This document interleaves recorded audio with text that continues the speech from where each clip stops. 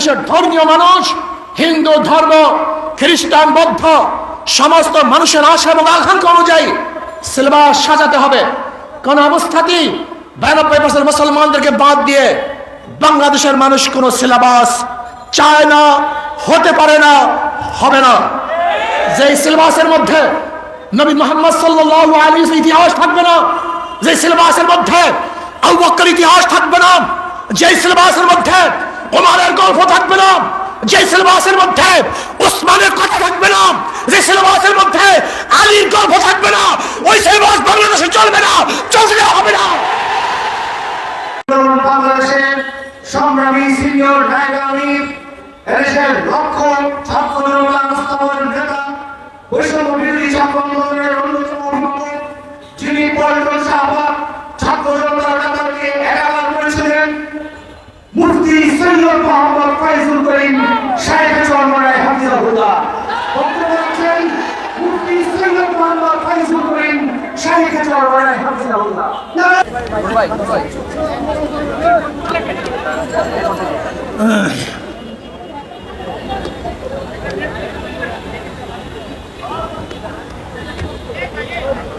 আসসালামু আলাইকুম ওয়া রাহমাতুল্লাহি ওয়া বারাকাতুহু। নাহমাদু ওয়া নুসাল্লি আলা রাসূলিল কারীম, আম্মা বা'দ। ফাআউযু বিল্লাহি মিনাশ শাইতানির রাজীম। বিসমিল্লাহির রহমানির রহিম। ওয়া তিলকাল আইয়ামু নুদাবিলুহা বাইনান নাস। সবাই দুরূদ শরীফ আল্লাহুম্মা সাল্লি আলা মুহাম্মাদিন নাবিয়্যিল উম্মি ওয়া আলিহি ওয়া সাল্লাম তাসলিমা। ইসলামী ছাত্র আন্দোলন কর্তৃক আয়োজিত আজকে এই ছাত্র সম্মেলনের সভাপতি, আজকে সম্মেলনের প্রধান অতিথি, ইসলামী আন্দোলন বাংলাদেশের মুহতারাম আমির হযরত পীর সাহেব হুজুর চরমনাই দামাত বারকাতুল আলিয়া, সাম্য উপবিষ্ট সকল স্তরের ছাত্র ভাইয়েরা আমার, ভারতের পানি আগ্রাসনের বিরুদ্ধে এবং অপরাধীদের বিচারের দাবিতে আজকে সমাবেশ। ভারত সম্পর্কে কম বেশি আমরা সবাই জানি। এই ভারত এক সময় ছিল মুসলমানদের কর্তৃত্ব, মুসলমানদের শাসন। দীর্ঘ 750-800 বছর পর্যন্ত এই পাক ভারত উপমহাদেশের শাসক ছিল মুসলমান। কিছু মুনাফিকের মুনাফিকির কারণে 200 বছর ব্রিটিশ শোষণ করেছে, নির্যাতিত হয়েছিল মুসলমান। আবার মুসলমানের আন্দোলনের ভিত্তিতেই এদেশ থেকে ব্রিটিশ পালাতে বাধ্য হয়েছিল। ব্রিটিশ যাওয়ার পরে ভেবেছিলাম এদেশের মানুষ শান্তি পাবে, মুক্তি পাবে, প্রত্যেকের অধিকার ফিরে পাবে, কিন্তু ভারত তা করে নাই। আবার আন্দোলন সংগ্রাম করে পাকিস্তান নামে একটা ভূখণ্ড অর্জন করেছিলাম। ভেবেছিলাম মানুষ শান্তি পাবে, মুক্তি পাবে, অধিকার ফিরে পাবে, কিন্তু পশ্চিম পাকিস্তান আমাদেরকে আমাদের অধিকার না দেওয়ার কারণে আবার তাঁদের বিরুদ্ধে আন্দোলন সংগ্রাম করে আমরা বাংলাদেশ স্বাধীন করেছিলাম দ্বিতীয়বার। ভেবেছিলাম এবার মুক্তি পাবো, শান্তি পাবো, কিন্তু স্বাধীনতার পর থেকে আজ পর্যন্ত যারা শাসক ছিল তারা এদেশের মানুষের আকাঙ্ক্ষা এবং চাহিদা বাস্তবায়ন করতে পারে নাই, মানুষের অধিকার ফিরিয়ে দিতে পারে নাই। দলীয়করণ, ব্যক্তিকরণের মাধ্যমে, জুলুম অত্যাচারের মাধ্যমে দেশকে ধ্বংস করে ফেলেছে। ভারতকে বন্ধু বানিয়েছে, অথচ যার ভারত বন্ধু থাকে তার শত্রু প্রয়োজন হয় না। আপনারা জানেন সিকিম এক সময় স্বাধীন রাষ্ট্র ছিল, ভারতের খুবই বন্ধু ছিল, কিন্তু লেন্দুক দর্জির মতো এক চাটুকার এবং মোশায়েফকে সৃষ্টি করে সেই সিকিমকে ভারতের পররাজ্য হিসাবে নয়, ভারতের অন্তর্ভুক্ত করতে বাধ্য করেছিল। আপনারা জানেন হায়দ্রাবাদ স্বাধীন রাষ্ট্র ছিল। ব্রিটিশ বলেছিল তোমরা স্বাধীন থাকবে, কিন্তু সেই স্বাধীন রাষ্ট্রকে পরাধীন করে ভারতের মধ্যে হায়দ্রাবাদকে নিতে বাধ্য করেছিল। আপনারা জানেন কাশ্মীর স্বাধীন রাষ্ট্র ছিল, কিন্তু এই ভারত সেই স্বাধীনতাকে দূর করে আজকে তাদেরকে গোলামি করতে বাধ্য করেছে। আজকে বাংলাদেশ স্বাধীন, ভারত থেকে স্বাধীন হয়েছে, কিন্তু লেন্দুব দর্জির মতো শেখ হাসিনাকে আর এক মুখ্যমন্ত্রী তৈরি করে ওদের গোলামি বানাবার চক্রান্ত করেছিল। কিন্তু বাংলাদেশের মানুষ সচেতন, তারা জীবন দিতে পারে, রক্ত দিতে পারে, আন্দোলন করতে পারে, না খেয়ে থাকতে পারে, তারা খোলা আকাশের নিচে ঘুমাতে পারে, তাদের সব কিছু উৎসর্গ করতে পারে। একজন বাংলাদেশকে গোলাম বানাতে পারে নাই। আজকে তারা কি করেছে? ফারাক্কা বাঁধ দিয়েছে। ফারাক্কা বাঁধের মাধ্যমে আপনারা জানেন এক সময় আমাদের বাংলাদেশ কৃষি নির্ভরশীল দেশ ছিল, পানি ব্যতীত ফসল করা যাইত না। এর জন্য ওরা ফারাক্কা বাঁধ দিয়ে আমাদের দেশকে মরুভূমি করেছে, কিন্তু তারপর বাংলাদেশের মানুষ ওর কাছে মাথা নত করে নাই। আজও ফারাক্কা বাঁধের সমাধান হয় নাই, আজও তিস্তার সমাধান হয় নাই।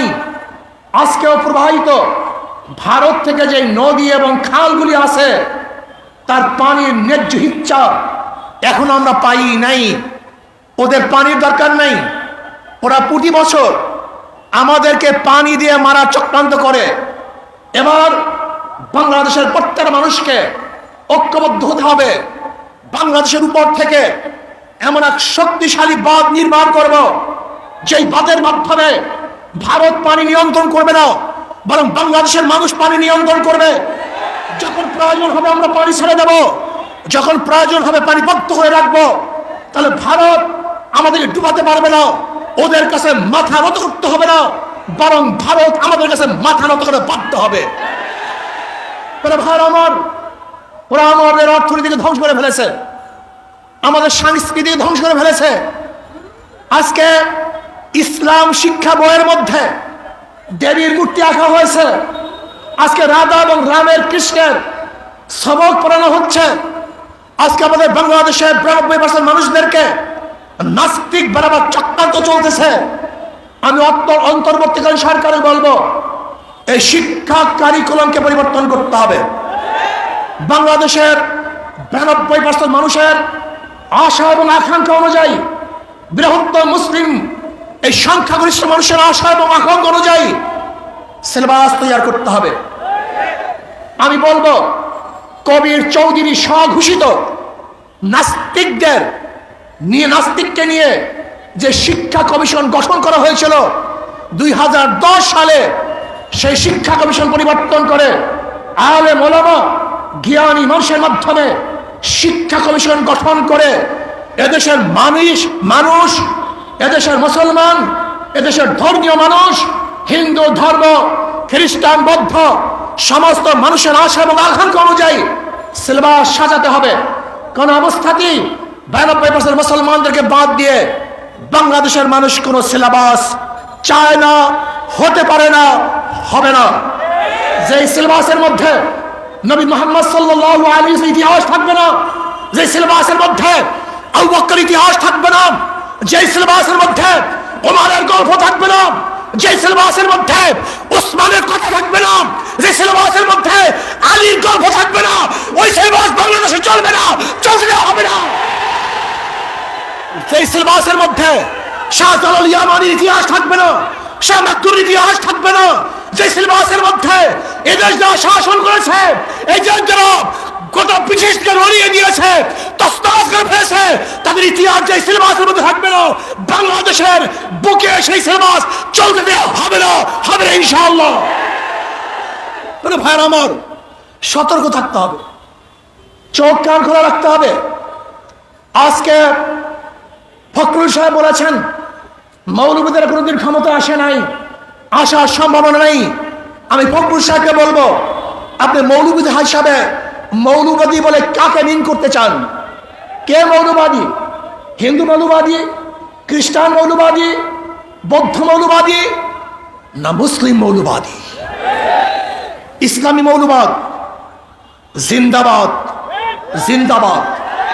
ইসলামী মৌলবাদ জিন্দাবাদ, জিন্দাবাদ।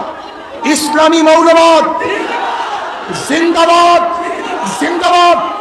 আমরা ইসলামী মৌলবাদী বিশ্বাসী। আমি মুসলমান, আমার মূল ঠিক আছে। আমি মূলকে বাদ দিয়ে রাজনীতি করতে পারি না। 92% মুসলমানদের দেশে ইসলামী মূল্যবোধকে বাদ দিয়ে, ইসলামী মূল্যবোধকে বাদ দিয়ে কেউ কোনোদিন রাজনীতি করতে পারে না, পারবে না ইনশাআল্লাহ। কাজী আপনি যে স্বপ্ন দেখেছেন মৌলবাদীরা ক্ষমতা আসবে না, আসে নাই, সম্ভাবনা নাই। আর আমি উল্টো দেখছি, ইনশাআল্লাহ আগামী বাংলাদেশ ইসলামী মৌলবাদীদের বাংলাদেশ, আগামী বাংলাদেশ কোরআন সুন্নাহর বাংলাদেশ, আগামী বাংলাদেশ এদেশের স্বাধীনতাবাদী মানুষের বাংলাদেশ, আগামী বাংলাদেশ ধর্মীয় ব্যক্তিত্ব বাংলাদেশ, আগামী বাংলাদেশ সাম্য, মানবিক মর্যাদা এবং ন্যায় বিচার প্রতিষ্ঠিত বাংলাদেশ। আগামী বাংলাদেশ হবে বৈষম্য বিরোধী বাংলাদেশ। এখানে ধনী গরিব, শিক্ষিত মূর্খ, মুসলমান, হিন্দু, খ্রিস্টান, যে জেলে, তাঁতি, কামার, মজদুর, যেই সমস্ত ব্যক্তি যেখানে যেইভাবে শ্রম দেয় না কেন, প্রত্যেকের অধিকার বাস্তবায়নের বাংলাদেশ। এখানে পুরুষদের অধিকার বাস্তবায়নের বাংলাদেশ। এখানে থাকবে মহিলাদের অধিকার, এখানে থাকবে ছাত্রদের অধিকার, এখানে থাকবে শ্রমিকদের অধিকার, এখানে থাকবে মেতর, কামার, ঋষি এবং তাঁতিদের অধিকার। এই বাংলাদেশ সবার বাংলাদেশ। এখানে ভেদাভেদ থাকবে না, এখানে থাকবে না শেখ হাসিনার পুত্রকে সেই পদ্মা ব্রিজ দেখতে গিয়ে 1.5 ঘন্টার রাস্তা জ্যাম করার ইতিহাস বাংলাদেশ আর দেখতে চায় না।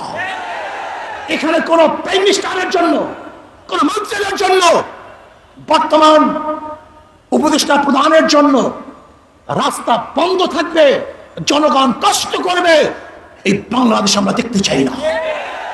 এরকম বাংলাদেশ আর চাই না। এখানে কে উপদেষ্টা, কে প্রাইম মিনিস্টার, কে প্রেসিডেন্ট, সবার জন্য রাস্তা সমান, সবার জন্য অধিকার সমান না।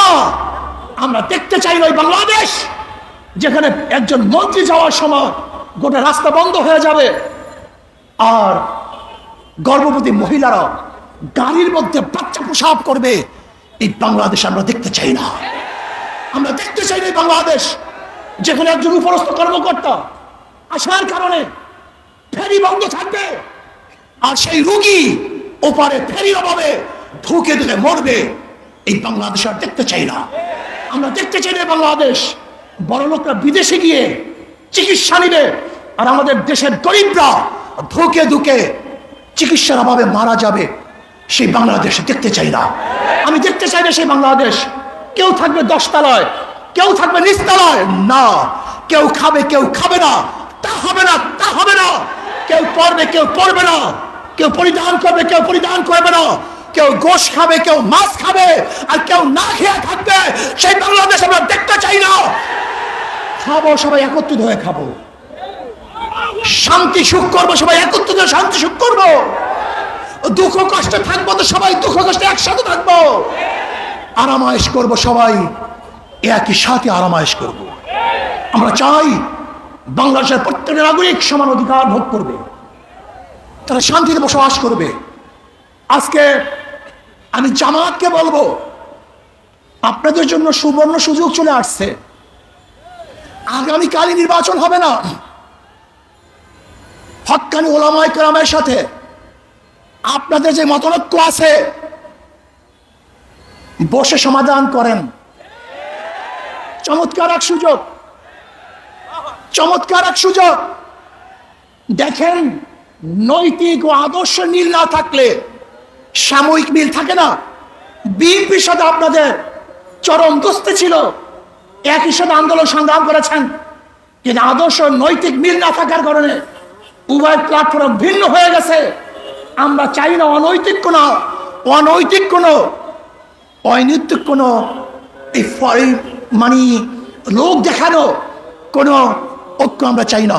আমরা চাই টেকসই স্থায়ী ঐক্য, যে ঐক্য হবে আর কোনোদিন ভাঙবে না, ফাটল হবে না।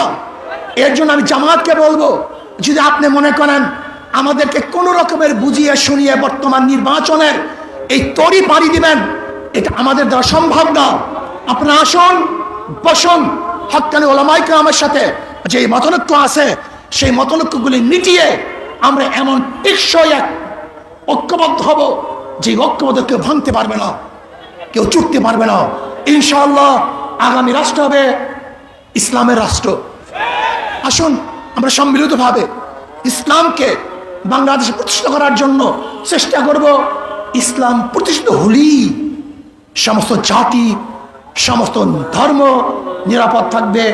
এবং এই সলিমুল্লাহ, যে সলিমুল্লাহ, নওয়াজ সলিমুল্লাহ ইউনিভার্সিটি প্রতিষ্ঠা করেছে, সেই নওয়াজ সলিমুল্লাহর জন্মবার্ষিকী, মৃত্যুবার্ষিকী ইউনিভার্সিটি প্রতিষ্ঠিত হবে না, পালন হবে না, তাও আমরা চাই না। এখান থেকে বৈষম্য দূর করতে হবে। সব জায়গায় যে ধর্মের লোক যে গোশ খায়, অনেক জায়গায় দেখা যায় গরুর গোশ খাইতে দেওয়া হয় না, এটা বৈষম্য। যেখানে গরুর গোশ খেতে পারবে খেতে দেন, আপনি যা ইচ্ছা কাচ্চেমের গোশ খান, কোনো সমস্যা নেই, কিন্তু খবরদার কেউ কাউকে বাধা দেওয়ার কোনো অধিকার নেই। আমরা সমৃদ্ধভাবে দেশটাকে গড়ব। আল্লাহ আমাকে এবং আমাদের সবাইকে সমৃদ্ধভাবে দেশ গড়ার তৌফিক দান করেন। আসসালামু আলাইকুম ওয়া রাহমাতুল্লাহ।